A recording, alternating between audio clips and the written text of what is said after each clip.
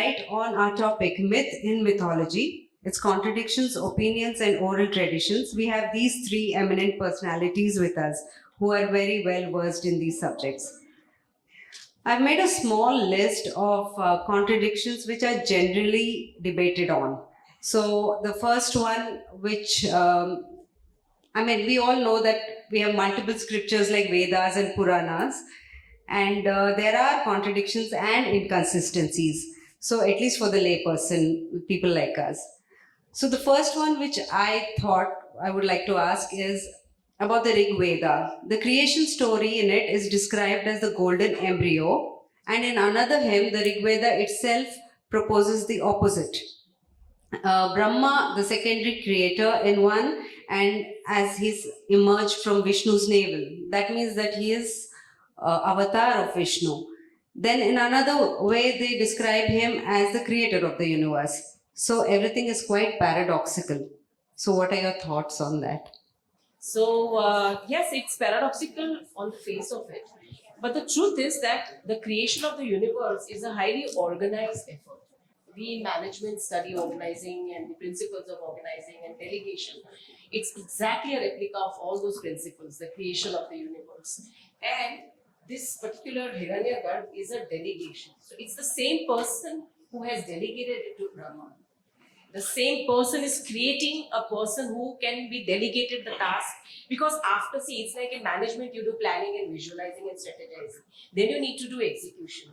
So the creator is the one, there's just one creator, but that creator needs to end his role with visualizing and strategizing. Then who's going to execute? So he creates his deputy, which is Brahma. Basically a CEO. There's really no paradox there. The beauty of Indian thought is its contradiction. Everything has space and there are no absolutes. So in Rig Veda itself, one of the most beautiful hymns is that of the Nasadiya Sukta, where perhaps it is the first agnostic or atheistic statement in humanity, where the poet wonders who created the world. Did anyone actually create it? Maybe the gods know, or maybe even they don't know whether it came. So that is the first scientific thought, if you ask me. It doesn't matter who created, and when we are talking about Brahma created the world, the first question, if you go by our tradition itself, our tradition itself is a tradition of questioning. It's a tradition of rationality. The first question is what the Nasadiya Sukta, poet of Rig Veda. Rig Veda was written by multiple poets. Many of them were women. We don't know whether this was written by a woman or a man. It doesn't matter. Is this question, is there a need for a creator? The Vedas themselves gives the answer in the form of skepticism, which is the spine of Indian thought. That's why the entire Upanishads is a debate, Gita is a debate, they are never the commandments. It is only later in the Bhakti era that people started ascribing absolute gods and gods figures, and depending on whether you belong to the Shakteya philosophy, it became the Adivara Shakti. If you are Vaishnavites, they brought the Vishnu as a supreme god, and Shaivite, they brought Shiva as a supreme god. So you can find the same story narrated from making each of the gods superior. The story like the Shivalinga, Vishnu and Brahma trying to find the end of, beginning and the end of Shivaling. Same story comes as Shiva and Brahma going to find that of Vishnu. Ultimately, these are stories. They hide stories. The good thing about story and fiction is they hide a bigger truth, the truth about life. So it is more of poetry, imagination rather than science. The science rests in this kind of skepticism. Science rests in the case of rationality. It's the same Vedas and Upanishads and many of even the Sankhya philosophy and other darshanas. In Indian context, it is darshanas, the way of seeing life. They hide. They have it at their core. So Charvakas were there, Lokayatas were there, who were totally contradicting whatever these people were talking about. Even in Ramayana, the Rishi Jabali comes and argues with Ram. In one of the episodes I had written for Siyake Ram, perhaps that was the first time in the mainstream, because normally this Rishi is never told in the traditional rendering, even though in Valmiki Ramayana it's clearly there. So I brought it to the mainstream. I brought this Jabali from the Valmiki's Ramayana so that the Bhakti era, what it did during the Bhakti era, the devotional era, it had hidden this rational, scientific, the quest for the truth, which was the core of Indian thought, into the blind belief. So all these were suppressed voices. Bringing back, they still exist. They still exist, were not in the written Brahminical tradition, which has its own space, but in the oral tradition, which is there in each villages. They are really subaltern, they question, they talk about various points of views, and they add more depth to it, and that is why all these contradictions still exist. 90% of Indian philosophy and thought is in oral format. Not even 10% of it, or lesser than that, is in written format.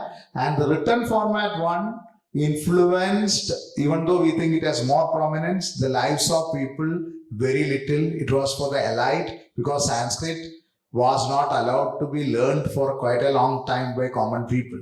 So the common people had their own way of seeing things, and takes on the same Ramayana and Mahabharata.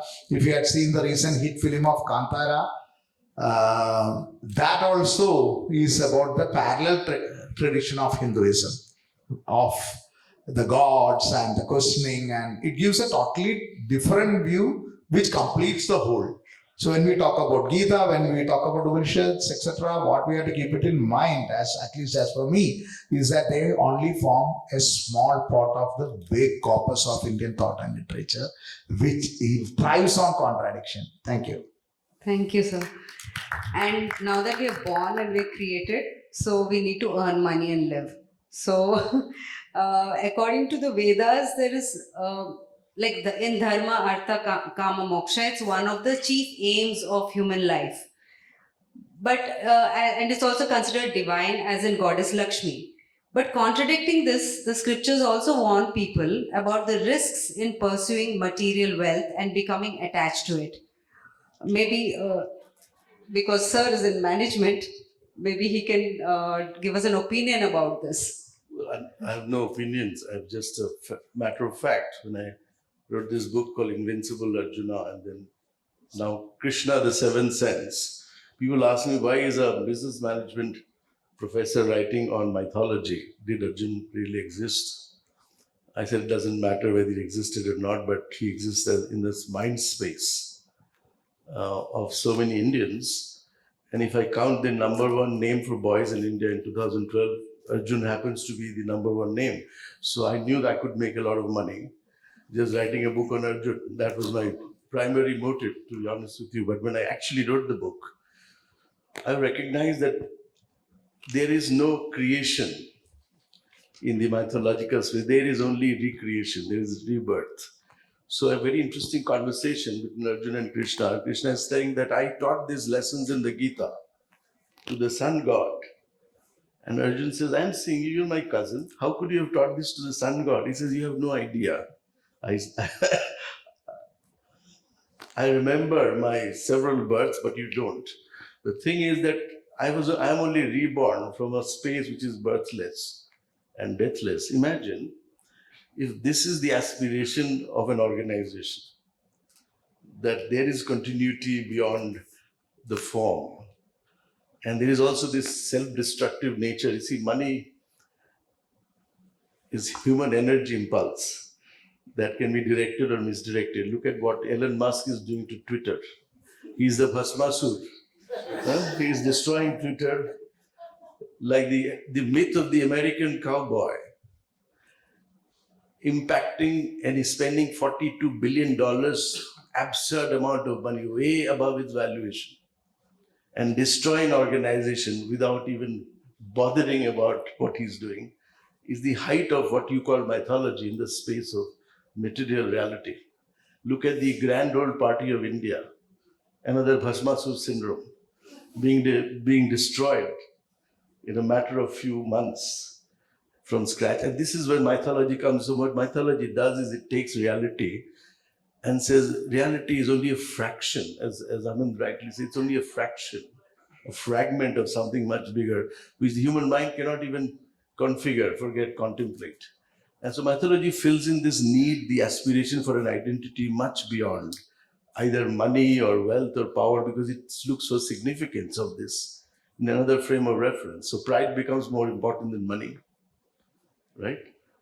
I would like to chase money only to a point, and then I would like to do things with the money that I want to do. So money is just a measure of that volatility of the human mind, which a myth captures in ways that no other format can. I would rest my case here. Thank you. Anyone would like to add to that? So I think when he was talking about, Krishna telling Arjun that you don't even know, what I'm talking, just to share, it's right, because, he said that this is just a rebirth. There is a school of thought which says that the preachings in the Gita actually predate Vedic age. And when the Ekant religion was prevalent, that is Narayana's time. So it was Gita's actually predated everything, and it was reincorporated by Krishna in Mahabharata. But talking about her subject and with the topic today about contradictions, I think the contradiction that I find in wealth or wealth creation and the oral traditions. I mean, if we link up the topic which talks about contradiction with opinions with oral traditions. We have, I like to draw parallels with the principles of management. And, there is something called frame and structure for, allocating responsibilities. So, youngsters today wonder why do we have so many gods? And he said that that's the biggest beauty of Indian culture, that that skepticism is part of it. Now, we've created these gods and goddesses to handle the humongous amount of chores that are there. So we have Lakshmi for wealth, that wealth is delegated to her. Now the contradiction that is there is that, if you see the story of Lakshmi and her birth, I'll go to the concept where, contradiction can be within scriptures, or contradiction can be in terms of, how it is extrapolated, or how it is, what is extracted out of it. So within the scriptures, the contradiction is how Lakshmi came about to be. I would like to dwell on that so that we are able to connect with the oral traditions. Everybody has heard about Amrit Manthan and the churning of the ocean, but if you read all the core Purans, the Mahapurans, the story changes. Like he says that not two stories are the same. The story changes galore. And Lakshmi is born, she comes out of the ocean in different forms and formats, in different orders. So that's the contradiction about wealth. And then there is Kuber. On one hand, you have Lakshmi, on one hand, you have Kuber. So, who is the owner of wealth? If you really want to believe into what is being prescribed, that there is a responsible point. Again, that's a myth. That's the myth in mythology, that can you have one or two people holding accountability for the wealth? If that is so, then where is this disparity today that we have? So, I'm trying to bring in the contradictions that our scriptures talk differently. And nobody has a monopoly. That's another thing. It's like disruptive in nature.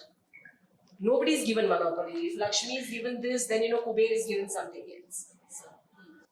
Well, that's the question we all have. That's the contradiction. When you read something, you think that this is it. Then you read something else, and it's totally opposite. So that's you where have to get the framework. Yeah. Kuber was a Lokpal. Lakshmi is the originator. So the wealth that is being spoken about, as a Lokpal, he had different requirements of wealth. And as Lakshmi, who is the harbinger of wealth or... But my question is, because Lakshmi is divine and wealth is good, to earn. But at the same time, they say that you shouldn't be in pursuit of wealth. It is bad. That is the contradiction. Both are said in the scriptures. So this is the contradiction I'm saying. Why is it right to pursue wealth and why is it wrong to pursue wealth? Now, this is, in my view, how oral tradition has come down. Okay, we think our culture and our scriptures have said, do not pursue wealth. frankly, if you read, now, you have to understand Puranic literature, and I am into Puranic literature. Rigvedic literature is something different. All the Purans, if you read, the stories, the anecdotes, the folklore there are replete with, glut, rush for money, rush for women, rush for pleasures of the world. Every character, the Moon Dynasty, the Sun Dynasty, all the kings and characters, and even queens, they are pursuing nothing else but sensual pleasures, and then they come to a point where they've had so much and yet they want more, and then they question that what's the point of all this, and then they want to give up. So the lesson we need to take home is that the indulgence up to a point where you crack up, how much more, like drugs, till when? And then you question, no, I need to give up. So I think that's the proper perspective. Thank you so much. That was pretty clear. We have not yet reached that stage that this is enough, though. So for you, Mr. Neelakantan, you had written a book about the women in Ramayana, right? So this question is, like, women in Hinduism have always received mixed treatment. It's been a patriarchal society, but at the same time, we've had goddesses. And Manusmriti, I'm quoting from there, talks about the duties and obligations of women, saying, by a girl, by a young woman, or even an aged one, nothing must be done independently. Basically, meaning a woman has to depend on father, husband, or son. But at the same time, we have the Adi Shakti. But at the same time, I'm asking the girls here, you still feel it's a very much a patriarchal society? Yes. Yes? Nothing much has changed? So why is the duality there?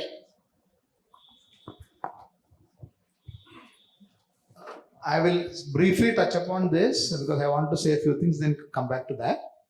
Sorry. First of all, this quest for a single book, single God, single truth is not Indian. It's not at all Indian. So that is why there is so many contradiction. And pursuit of wealth, pursuit of ego, these are all part of life. Indians have never denied it. What is happening is they talk, let us don't have wealth, let us shun wealth, let us shun sensuality. These are all the books, manuals for the brahmacharis. Brahmachari is what? Not the bachelor. Brahmachari is the one who seeks Brahman or the truth or whatever it is for them. It is for them to concentrate on that, not for the public, not for people like us. We are supposed to have some ego. We are supposed to feel jealousy when it is required. We are supposed to feel angry. Everything is up to a limit because it's nature given. So our philosophy has never denied it. Don't read the manual which is meant for the sannyasis to grihasthas. Grihasthas require all these things. Second question touching upon it, through which I will cover that question also. There are multiple gods for the same things. Why? Because there is nothing called one God. In the sense, there might be one God or there is no God. That is also a matter of speculation in our own philosophy. If at all there is a God or a Brahman is there, they say it is about the quest of it, whether it is there or not. We are not reached there. Some people say it is there, some people say it is not there. But if at all it is there also, all the God thoughts are the tools. So how do you celebrate Ganesha? Since we are in Maharashtra, it's a traditional method. You first create a Ganesha with your own hands. Who is the creator here of God? You are creating with the mud and other things, not from the shop you are buying. Traditionally, I am saying. To talk about the tattva of it. No? You create it. You pray to that Ganesha. Only when you have created it, it becomes God. Until then, it is just mud. Then you pray to it. You are praying to yourself. It is on your own imagination you are creating it. This is the fundamental of it. Then, after praying, after the function, you do Visarjan. The actual meaning of Visarjan is it's a waste. Right? Don't feel offended. It's the actual meaning. See how deep it is. Until then you are praying. After that you are discarding it. It's something to be discarded because you have already taken the anchoring of it inside you. So it is to yourself you are praying. And this is the concept of Ishtadevata. The Ishtadevata could be Durga. If you go to Bengal and all, Ishtadevata is Durga. Ishtadevata could be anyone else. So somebody wants to have Ishtadevata as Kubera.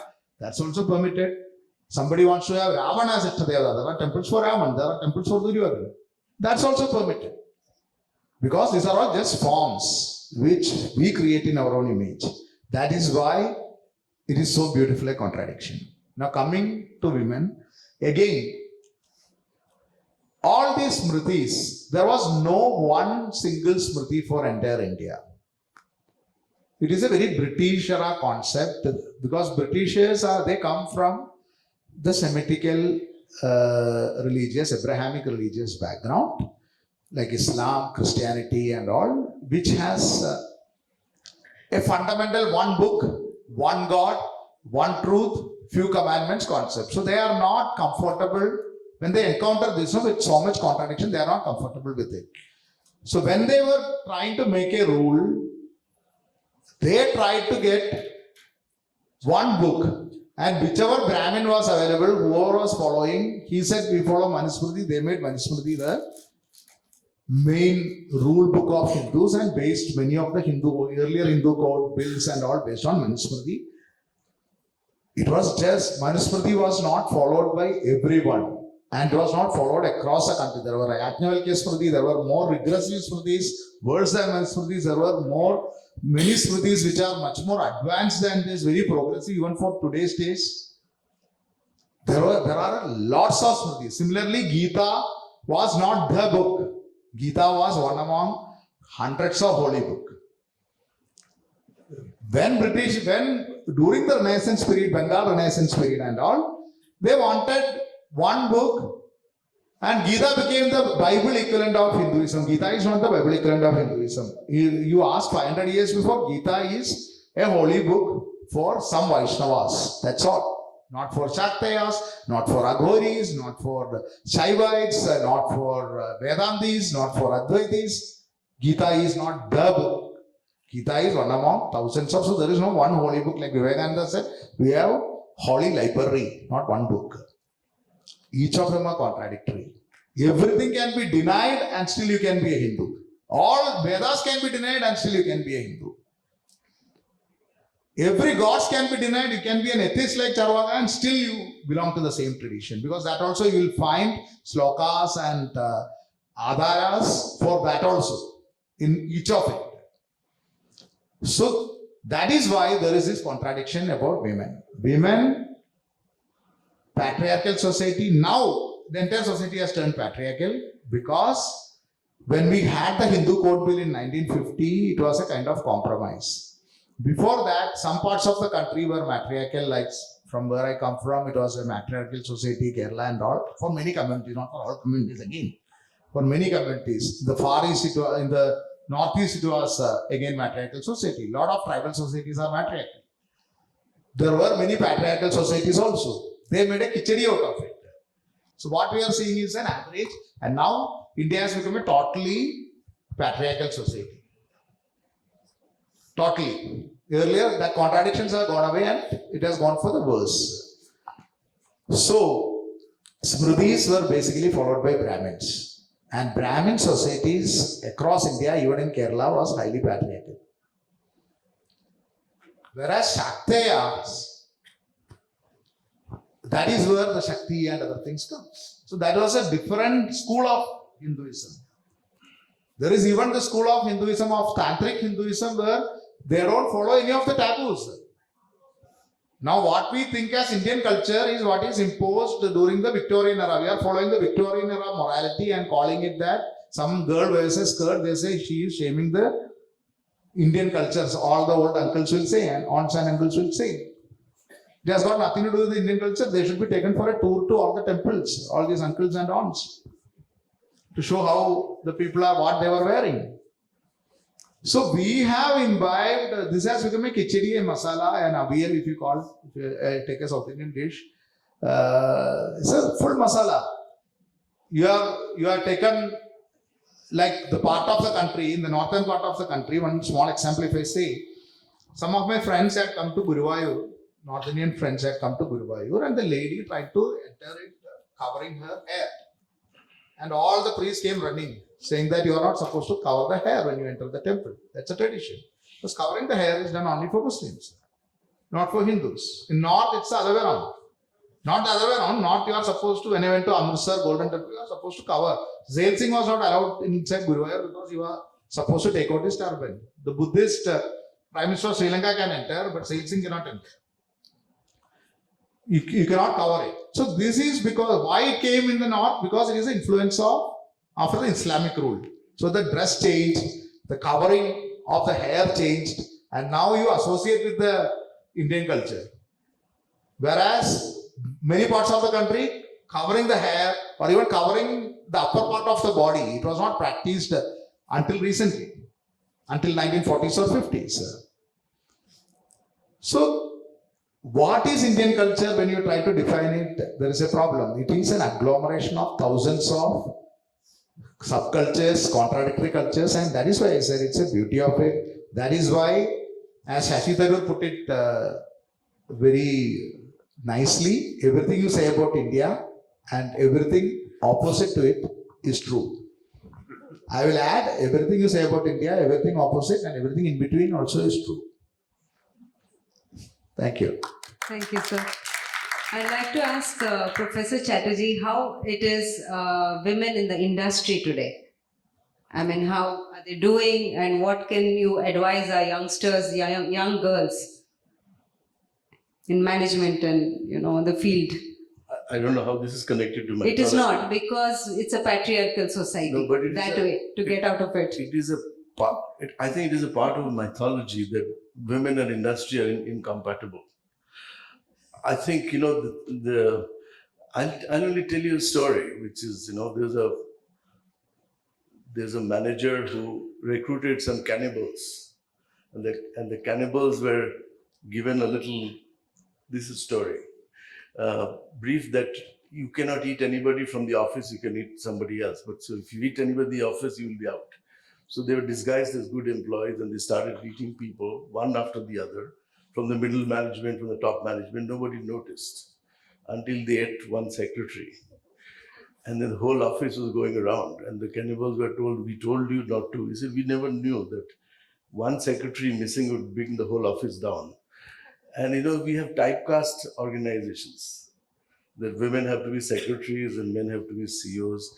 At IIM Kozhikode, that I head for the last 10 years, we brought in 53.75% women in the flagship postgraduate program. And that is a turning point of IIM's 60 years of history, because the average gender ratio, women to men, were about 10 to 90, 8 to 10% women. After 2012, and this is why mythology gets created, right? After 2012, when we did this, IIM Kozhikode did this, my sister IIMs from Ahmedabad, Bangalore, went hammer and tongs, you're actually destroying a meritocracy. I said, no, look at the level playing field for girls who take the CAT exam from a middle-class Indian family. The coaching money goes to the boys, not to the girls.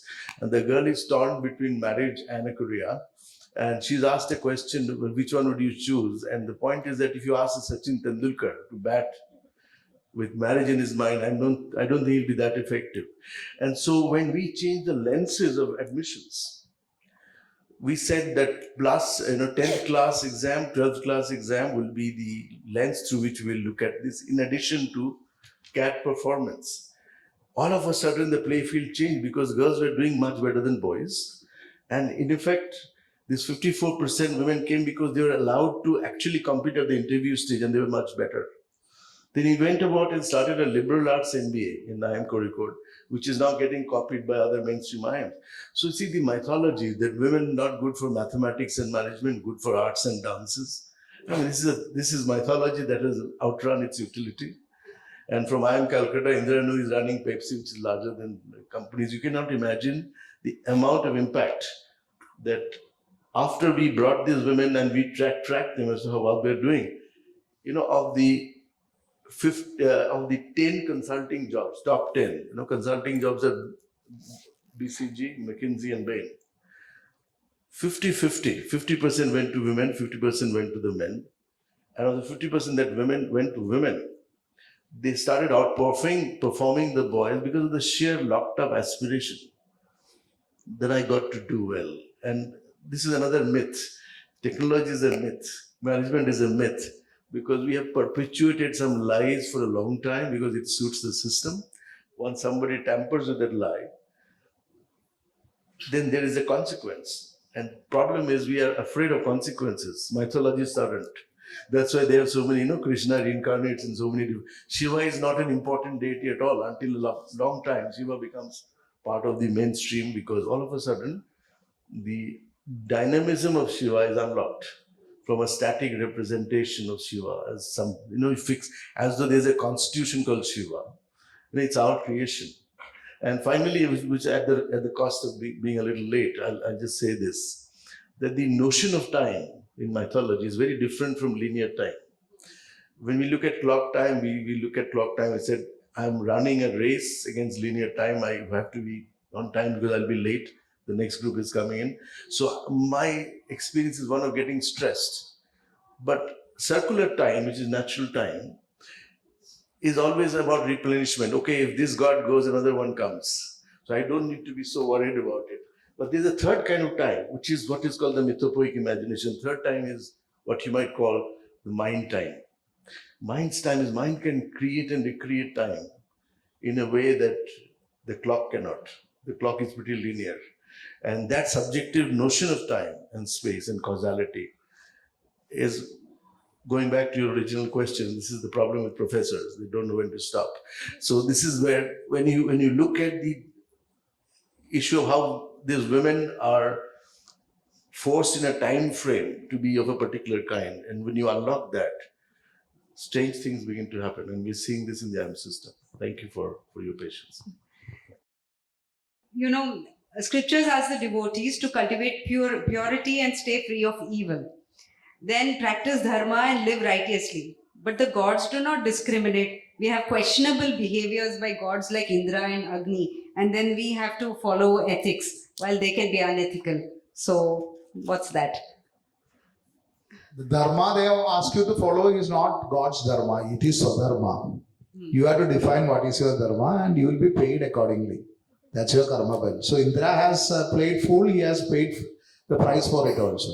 So has Krishna, so has Ram, so has Shiva, everyone. That's the fundamental of it. So whatever Ram has done, he has paid the price for it. Whatever Ravan has done, he has paid the price for it. Everybody has eaten the fruits of karma. So that is how the logic works there.